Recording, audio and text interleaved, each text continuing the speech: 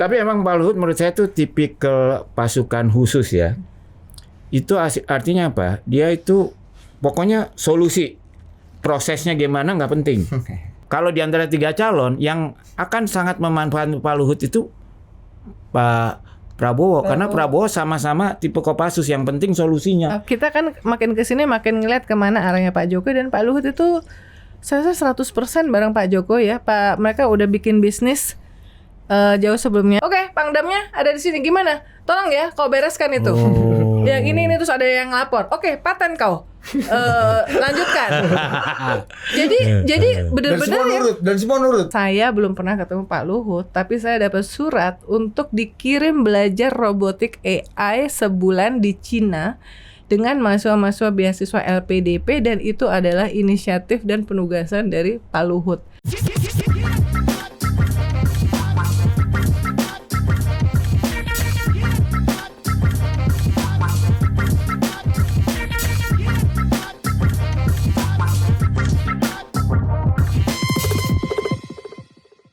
Nah, oke, ini pertanyaan berikutnya nih BM. Kalau kita bicara Pak Luhut ini hari ini. Ini masih Pak Luhut ya? Masih, satu topik aja udah Pak Luhut nanti. Ini bagaimana kita membayangkan ini posisinya Pak Luhut ini, kan Pak Luhut ini sebagai sebuah kartu truf politik itu. Udah proven mengantarkan seseorang jadi presiden. Ya kan?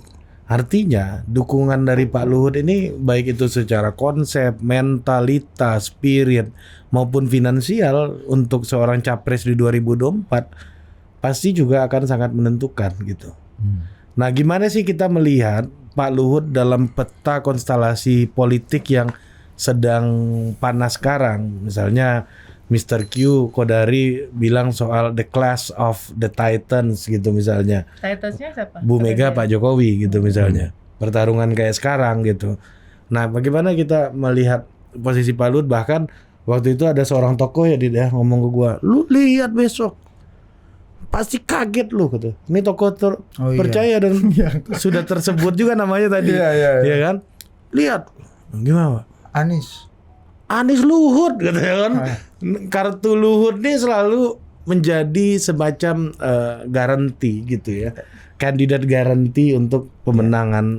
Termasuk kandidat garansi juga untuk menjadi representasi wajah Jokowi di sana. Kalau banyak yang bilang harus Mas Gibran atau mungkin Pak Erick Thohir, jangan lupa juga ada Pak Luhut di situ yang juga bisa menjadi representasi wajahnya Pak Jokowi kan dalam Clash of the Titans ini nih. Kalau tergantung ya. Kalau menurut saya tuh Pak Luhut tuh bermanfaat dalam mengelola manajemen elit. Tapi di dalam manajemen electability, karena Pak Luhut tuh menyediakan dirinya menjadi kalau ibaratnya tuh penangkal petirnya Pak Jokowi. Jadi lightning rod. Supaya kalau ada kritik terhadap Pak Jokowi yang dikambing hitamkan tuh Pak Luhut. Sehingga dia sudah mengakumulasi banyak negatif ratingnya. Sehingga sebetulnya dengan memposisikan seperti itu, Pak Luhut itu membuat dirinya nggak electable kalau dalam pertempuran memperebutkan suara rakyat. Ya. Tapi siapapun yang di presiden, ketika dia harus memanage elit ini, katakanlah memanage oligarki, nah Pak Luhut akan sangat dicari. Butuh tentara yang bisa bikin oligarki ini berbaris ini. Iya, kira-kira gitu lah. Karena financial market komentarnya ya, kita ini 10 tahun terakhir Pak Jokowi itu kalau mungkin nggak ada Pak Luhut susah juga ya. Ini menjadi jembatan antara government dengan kelompok bisnis dan Dia financial hubungan market. dari buku itu, lagi-lagi saya referensi buku ya. Satu kata yang hampir semuanya 79 kontributor di buku itu mengatakan adalah Pak Luhut itu punya hubungan yang luas, lintas bidang, spektrum. Kemudian orang yang loyal terhadap teman. Komitmennya kalau dia misalnya mau membantu nih, misalnya dia menerima keluhan lah, ya. Terus dan dia menganggap bahwa ini make sense, dia akan memperjuangkan itu habis-habisan ya. Jadi itu apa namanya itu Pak Luhut. Saya rasa Pak SBY memformulasikan man of ideas, man of action itu menggambarkan Pak Luhut dari pengakuan dari 79 orang termasuk Pak SBY ya. Artinya ideas itu kan bisa banyak datang dari dia, juga bisa dia mengakomodir ideas ideas orang lain yang dia anggap memang make sense gitu. Dia kan mengakui kan dia selalu dikelilingi orang-orang muda yang orang hebat, muda, yang brilian, sehingga dia jadi cawan penampungan ide-ide itu. Tapi emang Pak Luhut menurut saya itu tipikal pasukan khusus ya. Itu artinya apa? Dia itu pokoknya solusi. Prosesnya gimana nggak penting. Yang penting solusinya berhasil gitu. Jadi dengan Pak Jokowi cocok. Karena Pak Jokowi kan nggak terlalu, dia nggak mau pusing proses. Dia maunya solusinya aja. Selesai gitu. Tapi nggak cocok. Pak SBY kan beda dulu. Makanya di zaman Pak SBY dia kan sangat proses oriented. Sangat sistem building, korek dulu nih. membangun sistem. Makanya Aturannya di zaman Pak SBY dia nggak berperan kan Pak Luhut ini. Ya, jadi tergantung siapa presiden berikut gitu loh. Nah, justru menurut saya yang kalau di antara 3 calon yang akan sangat memanfaatkan Pak Luhut itu Pak Prabowo. Karena Prabowo sama-sama tipe Kopassus, yang penting solusinya. Nggak penting membangun sistem prosedur gitu. Not to mention, paling nggak cocok sama Anies pasti. Not to mention mereka deket. Ya, dari dulu. Mereka pernah Tapi bikin kan perusahaan bareng. di acara Kiani ya. Di acara itu kan Pak Prabowo juga bilang, kami ini sama-sama alfa, dua singa ini nggak boleh jadi satu di bank. Abang harus di sana, aku harus di sini, ya gitu-gitu dah. Mereka berbagi perannya. Oke, saya jadi ngerti nih apa yang BHM sampaikan nih soal proses dan result oriented gitu ya. Mana jadi filosofi dari kepemimpinan, yang mana Pak Luhut menjadi kartu yang relevan atau tidak di dalam visi besar mereka, dalam rencana-rencana besar mereka. Ini bisa juga sih nggak kita bilang bahwa ini agak sulitnya Pak Luhut bertemu dengan Bu Mega misalnya. Karena Bu Mega ini kan orang yang taat prosedur kepartaian, percaya dengan berbaris, komando gitu. Bu Mega presiden kan tetap sekretaris negaranya Pak Bambang Kesowo. Orang dari eranya Soeharto. Sedemikian sehingga saya dengar pada saat itu orang-orang PDIP juga nggak bisa masuk ke istana. Iya, karena Bu Mega kan orang yang sangat saklek dan taat prosedur. Ya, bisa nggak kita melihat bahwa lebih dari soal hubungan personal, hubungan Pak Luhut dan Bu Mega secara filosofi pun memang udah nggak nyambung gitu. Termasuk dengan Pak SBY juga. Ya, termasuk dengan Pak SBY. Gitu. Ya, kalau itu sih menurut saya ada kejadian-kejadian sebelumnya yang menyebabkan sama seperti apa tuh seperti Bu Rini Sumano kan juga masalah lah bagi sama dengan Pak SBY. Jadi dianggap Bu Mega itu kalau dianggap orang pernah mengkhianati dia, kayaknya susah dia untuk pengkhianatan apa Pak Luhut kepada Bu Mega. Nah itu ini aja deh, mendingan yang lebih dekat Pak Luhut yang cerita. Kita gantung ini. Enggak, saya kasih konteksnya jadi tipis respect. Ya enggak, kalau menurut saya tuh kan waktu itu Pak Luhut di Golkar kan, jangan salah juga ya, Pak Luhut kan di Golkar dan sampai hari ini tetap Golkar. Ya, juga. Dan ketika ada tim transisi kan, ya kalau menurut saya ya itu karena cara Pak Luhut tuh kan masuknya juga selundup gitu, nggak ikut inilah, nggak ikut, harusnya kan ke Mega dulu, terus nanti dapat ini. Dan Pak Luhut juga seperti Pak SBY berapa kali mencoba dekat dengan Bu Mega, tapi sampai sekarang belum berhasil ya. Pak Luhut itu sebenarnya menurut aku real politician, meskipun lebih kental disebut sebagai karena dia lama pengusaha ya. Kalau di buku itu akhirnya finally reveal ya dari pengakuan ajudannya Pak Luhut tentang pertemuan antara Pak Luhut dengan Pak Surya Paloh di London, inget nggak? Yang rame dan habis itu habis Pak Surya Paloh mencalonkan Anies Baswedan ya. Singkat aja saya bercerita bahwa akhirnya dengan segala kepraktisan Pak Luhut bersedia untuk datang ke tempatnya Pak Surya Paloh. Kayaknya imagine ya, untuk result oriented tadi. Untuk result. Jadi dia orang yang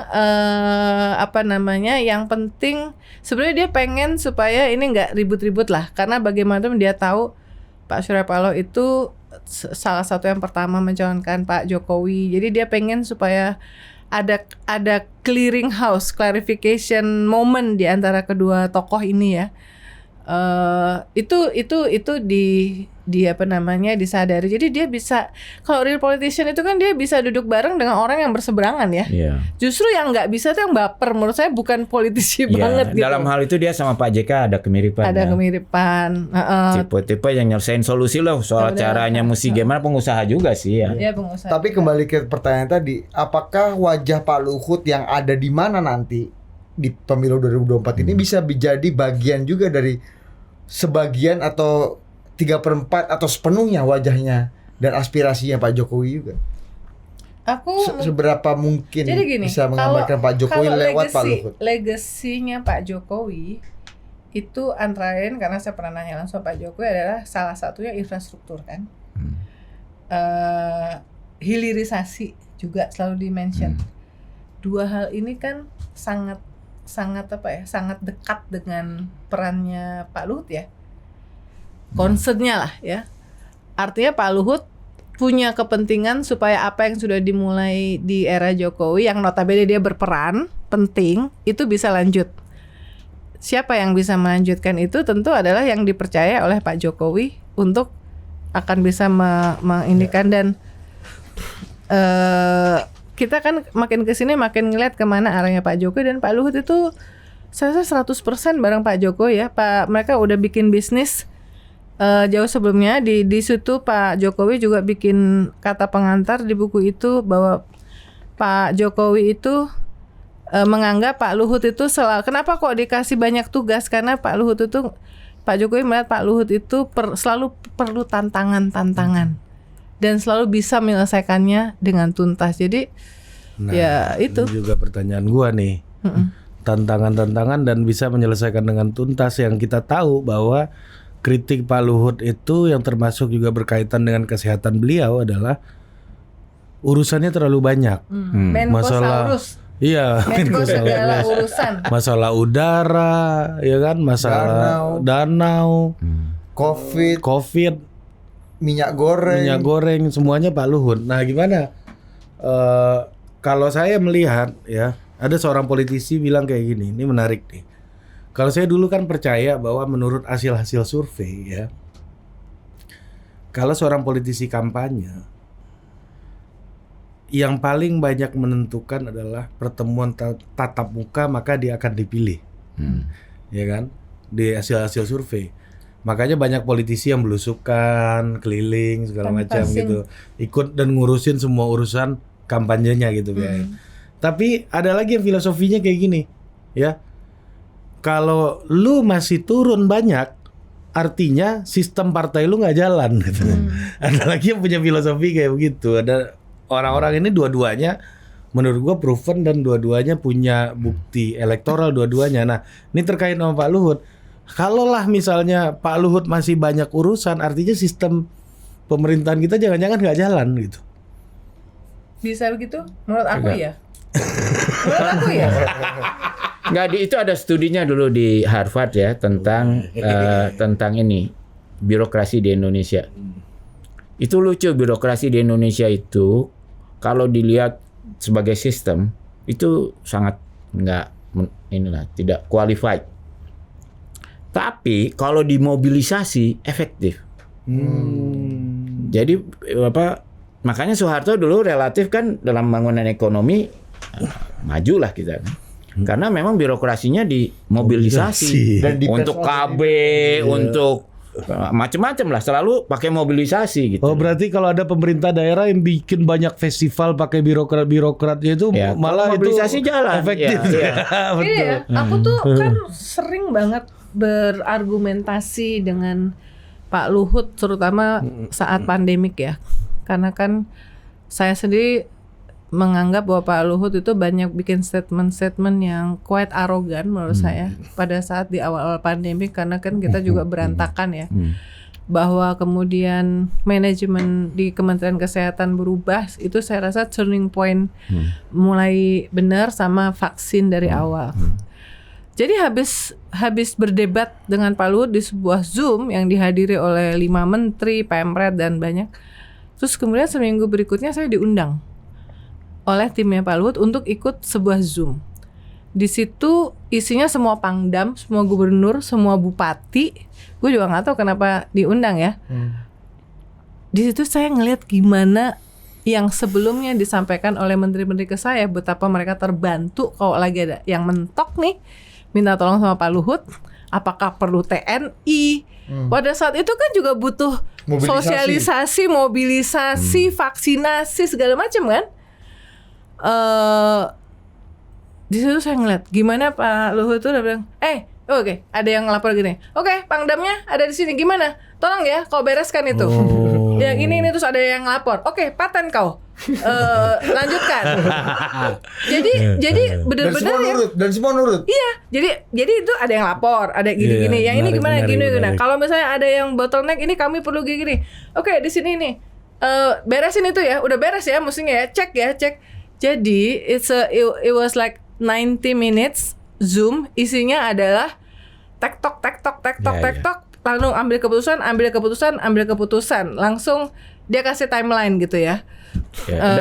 Ya, jadi sebelumnya saya juga mendengar banyak menteri, tadi aku bilang kita kalau ada apa ini Pak Luhut itu ini ya bisa menembus bottleneck, mengurai bottleneck kita birokrasi kan. Bagaimana posisi beliau sebagai senior di militer itu pasti dilihat ya kan oleh yang lebih juniornya, termasuk Panglima TNI yang notabene junior, Kapolri. Dan dia bisa gitu karena dia termasuk yang berani ngambil tanggung jawab, berani jadi penangkal petir ya. Kalau ada yang salah, saya yang salah gitu. Samsak. Ya. Dan menurut saya salah satu keunikan Pak Luhut yang juga jarang dimiliki orang itu, dia tuh cepat bisa sadar, orangnya cerdas ya. Ternyata keputusan yang sebelumnya salah.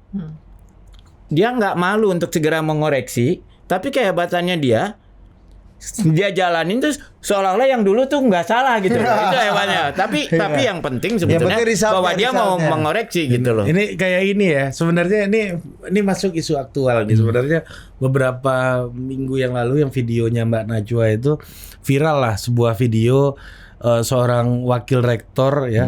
Di UGM, Mas Ari Sujito, dia itu sosiolog kan, nanya ke Mas Ganjar soal undang-undang desa. Iya. Ini bagaimana mengkoordinasi Kemendes, Kemendagri. Padahal temannya Ganjar dia. Iya, temannya Ganjar, dan beliau itu salah satu orang yang dari awal mendampingi undang-undang desa. Memang valid pertanyaannya sebenarnya ketika dia seorang inisiator, ketika undang-undangnya udah ada, pelaksanaannya kayak apa, dia pun memberikan kritik dan itu bagus sih menurut gue ya Mas.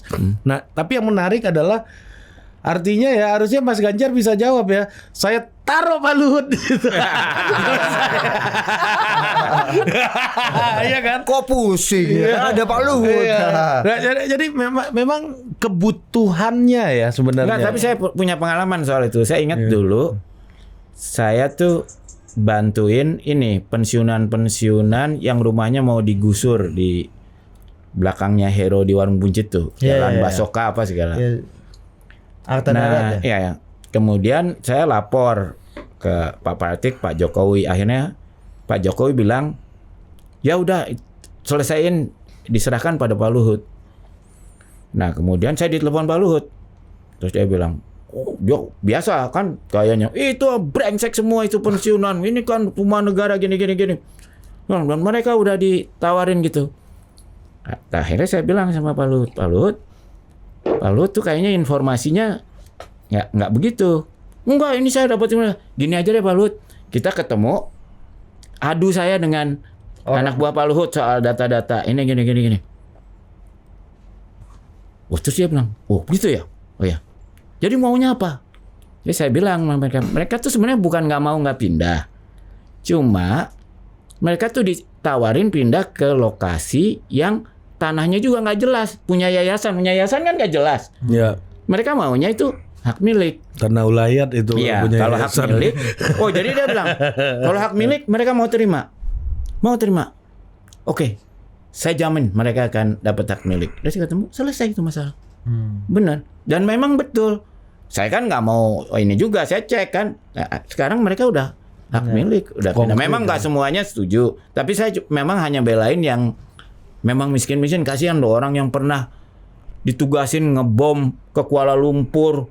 Ya zaman itu apa segala punya tinggal di situ mau diusir, kan gila juga. Dan ternyata itu tanah itu sebetulnya tanah mereka itu karena nggak tercatat di bendahara negara. Cuma ada komandannya, oknum komandannya yang korup lah soal itu. Tapi itu selesai kasusnya. Jadi yang tadinya udah bertahun-tahun nggak selesai. Di bottlenecking ya Pak. Iya. Aku ada tiga. Jadi satu, yang soal BHM bilang mau mengakui kesalahan.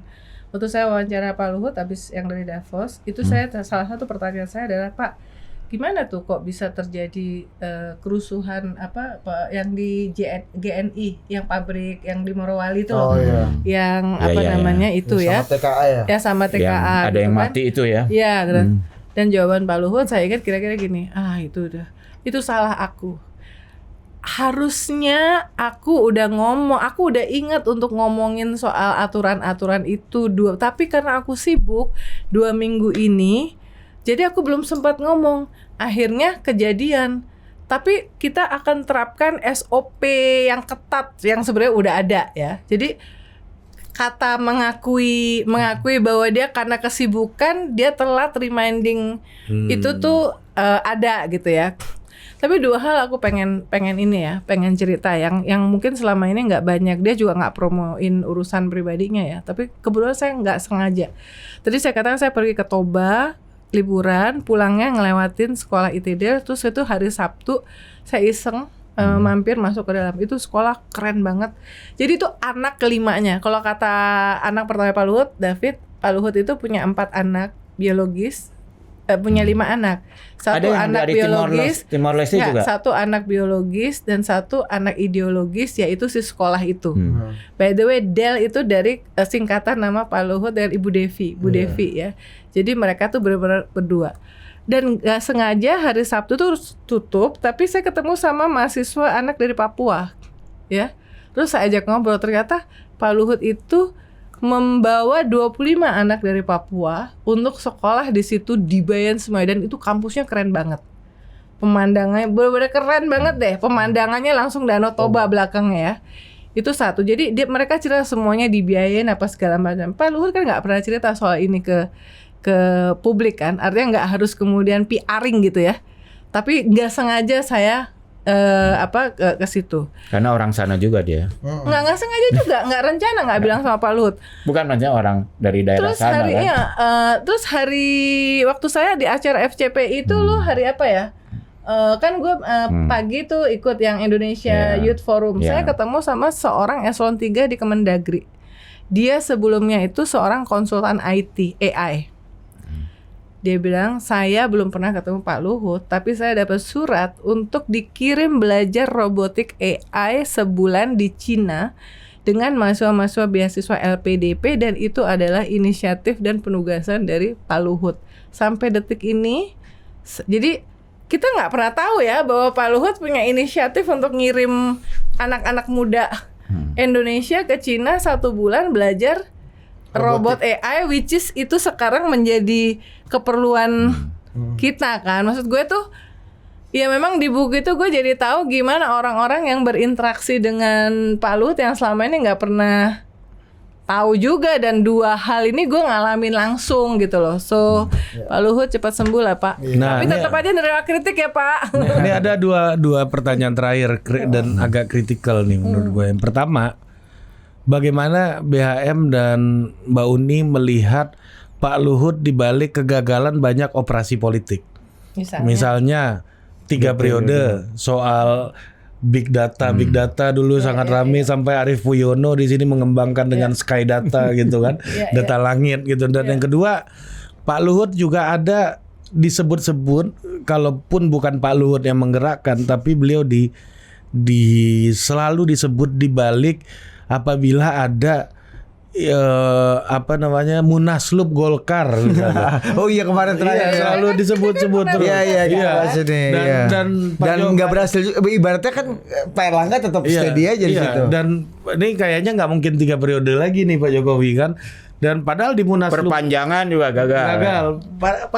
Padahal di acaranya Golkar, ulang tahun Golkar, Pak Jokowi udah bahkan kasih kode. special mark gitu ke Pak Luhut. Pak Luhut udah pakai baju kuning nih gitu kan. Nah, gimana? Dibalik ya tadi kan yang operasi Kalau yang ekonomi tiga periode kan saya rasa peran Bu Mega untuk menggagalkan sangat Iya. besar. Karena Bu Mega firm terhadap konstitusi. Untung kita punya Bu Untung Mega kita ya. punya Bu Mega. Biarlah dianggap sebagai pendukung Bu Mega dalam hal ini saya Nggak setuju apa-apa, lah. saya setuju. Dalam hal ini benar Bu Mega. Dan yang hebat dari dulu Bu Mega urusan konstitusi Ya. itu taat, dan saya rasa Bu Mega belajar. Bu Mega menjadi korban dari 32 tahun Ya. pemerintahan Soeharto, dan kemudian PDIP leadnya adalah Pak Yakob Tobing ya di Ya, PAH 1 ngelit amandemen Ya. konstitusi, salah satunya adalah pembatasan masa jabatan presiden. Dan presiden dipilih langsung. Di presiden jadi itu nggak Bu Mega nggak berkhianat terhadap itu. Jadi Kalau penundaan pemilu perpanjangan kan juga sempat muncul juga Ya. tuh ada beberapa Tapi ketua Bu umum. Mega Ya, juga sama, Bu tegak Mega kan? juga Tegak. Dalam hal ini tegas. kita beruntung punya Bu Mega lah. Jadi Itu satu Bu paket Mega- tuh Bu Mega lah semua Bu Mega ya, yang itu. ini ya. Jadi itu adalah Antibiotiknya ya. adalah salah satu berkah dari sistem kepartaian kita yang rumit kan. Enggak, kalau menurut saya dalam hal itu adalah itu kan kalau itu terjadi kan kita kembali ke Orde Baru Benar, yang benar. dulu jadi musuhnya Bu Mega. benar. Tapi itu Pak Luhut. Nah, lagi-lagi aku setuju apa yang dikatakan oleh BHM. Pak Luhut itu selalu mau untuk menjadi sasaran Ya, tembak. penangkal petirnya dia padahal belum Jadi, tentu dia loh. Waktu itu Pak Luhut dan Bahlil, Ya. ya kan, yang ngomong Golkar. secara open ya. Sama Erlangga juga belakangan. Erlangga. Jadi ya mungkin Zulhas sama sebetulnya Caimin juga ngomong. mungkin sebetulnya yang mau ya. Ya. Tapi Pak Yang Luhut mau yang mau yang ini. mau. yang mau ya yang Ya mau. iya iyalah. Kan, Masa yang mau yang nggak mau Iya, gimana sih? jadi ya enggak. udah. Apa kalau itu? maksudnya gini kan Maksudnya kalau kan kalimat selalu bau ini itu. ya ini aku mau jelasin. Ya, coba. Maksudnya karena dia orang Batak kan, kalau orang Jawa tuh kan bilang Pak Jokowi itu kalau Wah, gebuk ibu pakai Jogja. tangan orang lain. Apa Nyilek. salah apa? Nabok nyilek tangan. Nabok nyilek tangan. Nah, Nabok. Pak Kan orang Jogja. Kalau bahasa Pak Luhut sinir mantu. Pak Luhut tuh selalu bersedia jadi tangan yang nabok itu. Iya. Oh, tangan kiri ini ya. Nah, jadi itu Pak Luhut Nah, tuh tapi sebetulnya selalu di siap periode- untuk itu. Di periode sebelumnya Pak JK juga melakukan itu. Iya, iya, sama. Jadi bad cop good cop Iya. yang disalahin Pak JK gitu. Iya. Padahal yang mau. Iya. Pak JK Apa maksudnya yang mau ini apa nih BM Nggak nih? semuanya perlu di Pakai bahasa manusia ini Nggak perlu maksudnya. di- ya, eksplisit. Sumatera Barat. Maksudnya? Barat. Tuh, Gini aja clear. yang Aku cinta gini, padamu. satu aja. Iya. Aku benci padamu. Kalau kata Iya. karena barusan nonton filmnya Hercule Poirot. Oh, itu ya. The Venice Haunting. Siapa yang paling punya motif dan yang paling diuntungkan? Iya. Ya, udah Iya. itu aja. Kan kita ngomong di antara bukan yang tadi dibilang itu Iya. PSI itu loh. Iya, betul, Nggak perlu betul, dijelasin. Iya, udah gitu ya. semuanya. Behind the- Haunting Venice. Market makanya kenapa total politik masih cuma 300 ribuan karena PSI. Iya, segini aja udah banyak. Iya. Lo harus Iya. ngundang Gus Miftah, Iya. tambah cepet. Kalau kata siapa namanya? Don Corleone itu kan di Mario Puzo kan behind every great fortune there is always a crime gitu ya. Enggak, kemarin saya mau ngutip ini apa temannya Uni juga, Pak Jim Lee. Ya. Oh Dia ya, Pak bilang, Jimli Asidi ya, dia bilang gini, Indonesia itu lucu katanya. Kenapa? Kalau kita lihat Australia, Inggris, itu kan resminya negara kerajaan. Tapi de factonya Negara dia demokratis. republik. Iya. Ya kan? Republik demokrasi. Kalau Indonesia the euro-nya republik, De factonya culture-nya de factonya kerajaan. Kan? Karena kerajaan itu Partai-partainya the juga king gitu. can do no wrong. Iya. Yang paling penting adalah kita sampaikan salam untuk Pak Luhut. Ya, semoga segera sembuh. Salam Pak Luhut. Ini pertanyaan terakhir gue nih. Yang Golkar. Kita mesti salam juga sama Pandu dong. Iya. Iya. Bang Bandu, sini lagi Anda. Kita Dibeli lebih aja ramai. ini total politik. Iya, kita motor listrik mau Nih, kok. kita mau Pak Luhut daripada udah disebut-sebut dibahas dalam satu episode, mungkin berikutnya kalau udah sehat datanglah. Ya, Pak datang Luhut ya, boleh kita dong. ngobrol Kan ya. Pak Luhut mendukung anak muda. Kita nanti sama-sama wawancara Pak Luhut. Iya. Ya, wawasan politik Pak Luhut Ya, kan gimana? kita berempat Pak Luhut kita taruh tengah. Ya. Kalau Indonesia after election. Tapi kita mau bawa Opung Panda tapi Opung Panda nanti ribut sama Pak Luhut. Itu ribut terakhir di lantai 5. Ya, jadi kan kalau jadi maksudnya Budi ini nggak mau kalah sama siapa Pak Peter Gonta. Kalau Pak Peter ngumpulin teman-teman untuk bikin buku, nah dia mau ngumpulin teman-teman untuk membahas Pak Luhut gitu. lagi ya itu juga masalahnya kadang-kadang kan orang-orang ini curang mau bikin buku apa segala macam. Pak Luhut temennya, kalau kita kan jauh hubungannya gitu. Tapi kan temannya Pandu. Iya. Kita teman sama ponakan-ponakan. Ya, jadi kan? ponakan bisa panggil tulangnya lah, Kan minta dan anak tolong. udah berteman sama Gibran segala. Iya, sama Gibran. Waduh, gua baru baca berita nih. Apa? Prabowo Subianto akan membawa nama Gibran sebagai bacawa pres Di ke Kim. pertemuan antar ketua umum partai. Iya, dan Mas Gibran sudah terdeteksi matur kepada Bu Mega menginfokan bahwa beliau dipinang. Iya. Oleh Prabowo Pak akan bawa usulan baca pres Gibran ke rapat ketum koalisi. Emang udah dapat bocoran ya? Kan tanggal 12 kan itu aspirasinya Samawi kemarin. Oh. Ya apa ulama muda Jokowi ini kan. Kemarin Mas Gibran juga Tapi kan WA gua kemarin. tergantung keputusan MK. Iya, itulah tadi udah kita bahas sama Mr. Q nih. Kan udah ada anggota MK baru ya? Pak Arsul ya? Belum nanti. Januari. Itu tuh kalau soal MK ini udah ada pembahasan tadi sama Mr. Q. Gue udah capek gue. Gue udah capek gue Mbak Uni. Oh iya. Tiap hari isunya mau MK. Hari mau putusan MK. nih, besok hari putusan habis itu udah gue udah nggak pikirin lagi. Serente lah mau putus mau enggak. Tapi kan 12 kan? 12 Oktober kan?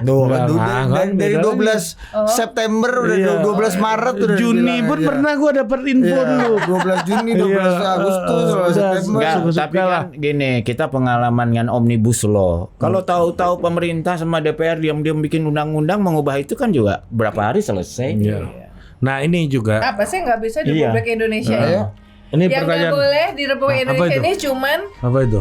yang nggak boleh tuh cuman pakai sendal masuk masjid sama nyalain korek api di SPBU. Udah cuma itu doang yang nggak bisa di Sama Indonesia. pesta kawin di tenda-tenda nggak boleh pakai kembang api. Ini pertanyaan terakhir. Iya, kayak bakar kan. sama di itu Gunung Bromo kan kebakar Oh juga iya, gara-gara itulah prewed. Ini yang mau prewed nih di Gunung Oh gitu. Lawu katanya nih. Iya. Di Gunung Lawu. Mas Ganjar dong. Iya. Emang masih Gunung Lawu? Iya, nggak tahu dia. Jadi Adit nanti kalau bikin prewed nggak usah pakai gitu-gitu ya. Kita di pantai aja biar kalau kebakar. Tapi ngomong-ngomong udah ada pasangannya belum? Lagi cari. Seperti kita mencari ngetop pemimpin. gini, udah ngetop gini. Sama kita mencari pemimpin terbaik untuk bangsa negara. Coba saya, Opung udah di luar nih. Gimana kalau kita Opung bikin kita sebut bawa sini aja. Ya. Nah, ini pertanyaan terakhir nih, pertanyaan terakhir dulu. Anjir. Jangan bawa sini, capek udah 1 jam lebih. Bukan, baru lagi kita berdua di sini.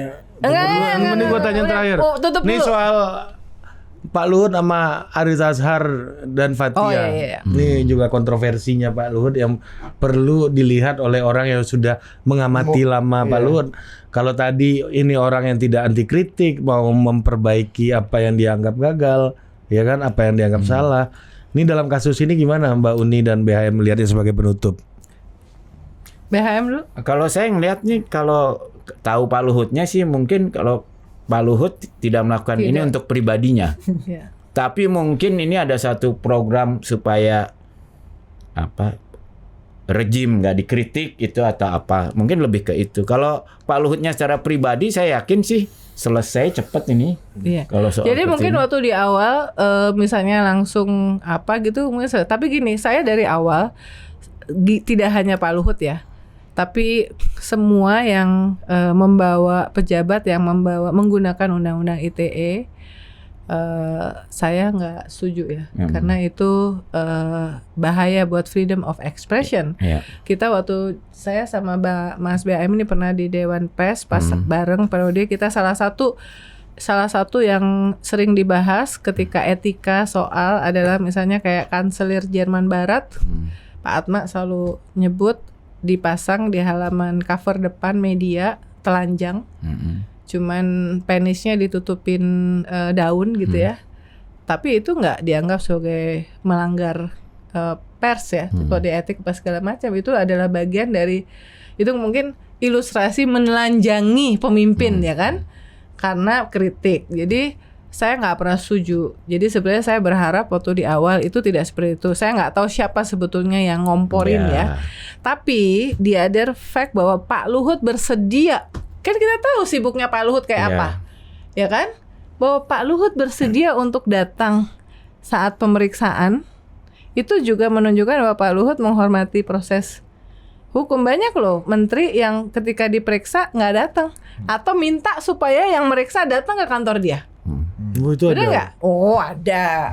Nanti kita omong habis ini. Tapi sih itu diberitakan, diberitakan bisa delivery banyak. gitu pemeriksaan. Tapi kan kira-kira setuju sama saya. Ini juga bagian dari Pak Luhut sebagai penangkal petir. Dia pakai untuk nabok Supaya orang yang mau mengkritik pemerintah ada keder. Karena Pak Luhut berani dan mau untuk membawa ke untuk proses tidak hukum. populer dengan hal Ini ini. memberikan sinyal pada pengkritik lain di luar sana. Ini jangan coba-coba nih. Ada loh yang bersedia jadi Iya, Hati-hati gitu. kalau Kan saya isunya lebih personal lagi tuh. saya dipanggil Lord. Lord Ari maksudnya. bukan Pak Luhut, bukan.